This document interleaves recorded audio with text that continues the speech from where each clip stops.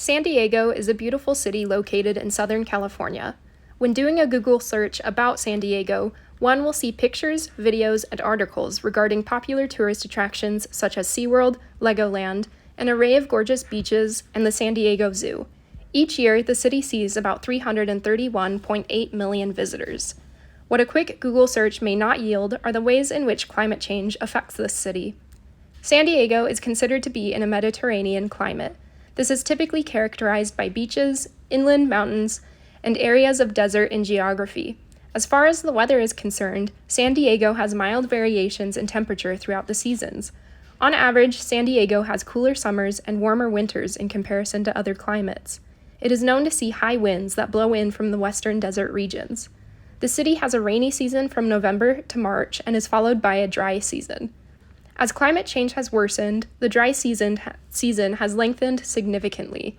This is coupled with a shorter rainy season.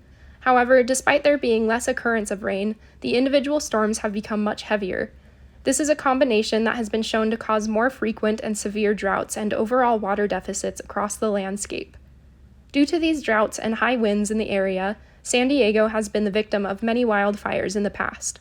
One notable wildfire was known as the Cedar Fire.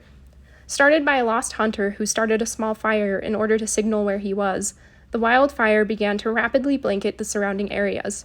Between 5:30 p.m. and 3 a.m. of October 25th and October 26th, 2003, the fire grew from 20 acres to 62,000 acres. By the time the fire was entirely contained, it had ravaged a whopping 270,000 acres. 15 people were killed, and it destroyed 2,232 homes. In the aftermath of this fire, it was reported that there was a significant increase in eye and respiratory symptoms, as well as an increase in physician visits.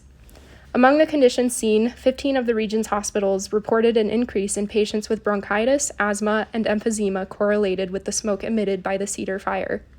At the time of occurrence, this was the largest wildfire in California history. Wildfires are projected to continue to affect San Diego and the surrounding areas, especially since the climate only continues on a downward spiral due to human activity. But in an effort to combat this, the state of California has increased its support and funding to fire departments across the state and in San Diego. New technologies such as real-time monitoring are now in use that allow the fire department to respond quicker and more effectively to these catastrophic events. Additionally, many citizens of San Diego have become more prepared for wildfires by keeping masks and go bags in hand. Another way that climate change has altered San Diego is due to the rising global temperatures. This has caused sea levels to rise by 0.71 feet since 2000. It is projected that by 2100, the sea levels may rise by another 3.7 to 7 feet.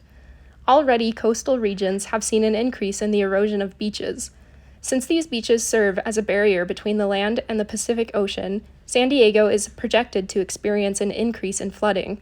These floods intensify during the more intense and short rainy seasons. Just this year, San Diego was impacted by major flooding during the rainy season. Record rainfalls began to fall in San Diego in January, and for 6 days showed no sign of letting up. The expected rainfall had been forecast to be around 1 inch, but ended up covering the region in an estimated 150 billion gallons. Around 1,200 San Diegans were misplaced over the course of this flood, and due to a lack of organizational response, these people were still homeless by February. It is important now more than ever for San Diego to prepare for what else is to come regarding flooding. Citizens can do their part by picking up trash and other debris that may end up clogging any draining systems. It is vital that there be relocation and evacuation strategies outlined by the city's leadership were this to happen again, since the damage was so drastic. This year's floods were so bad that many of whom live in the area now refer to it as the Great Flood. Despite the many hardships that the city faces, I still love it very much. I feel privileged to be able to live in a place with such beautiful scenery and such beautiful communities. I believe that as more people are becoming aware of our effects on the climate, more action will be taken to remediate the damage that we have done. I hope that San Diego and its citizens will see healthier and happier days.